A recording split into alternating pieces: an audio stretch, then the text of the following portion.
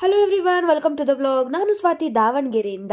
21 days challenge ಅಲ್ಲಿ ಇವತ್ತು day 2 ಆಗಿರುತ್ತೆ. ಇವತ್ತು ಮಧ್ಯಾಹ್ನದಿಂದ ವ್ಲಾಗ್ ಸ್ಟಾರ್ಟ್ ಮಾಡ್ತಾ ಇದ್ದೀನಿ. ಮಾರ್ನಿಂಗ್ 1 ಕಪ್ ಪಪಾಯ ತಿಂದಿದ್ದೆ. ಹಾಗೆ ಇಲ್ಲಿ ಇವಾಗ 2 eggs ನ ಬಾಯ್ಲ್ ಮಾಡಕ್ ಇಟ್ಟಿದ್ದೀನಿ.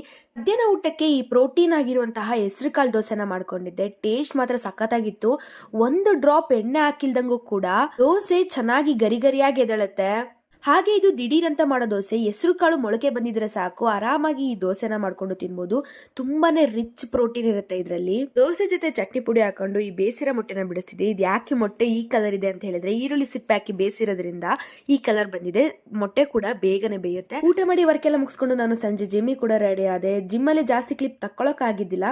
ರಾತ್ರಿ ಊಟಕ್ಕೆ ನಾನು ರಾಗಿ ಮಾಲ್ಟ್ನೆ ಕುಡಿಯೋದು.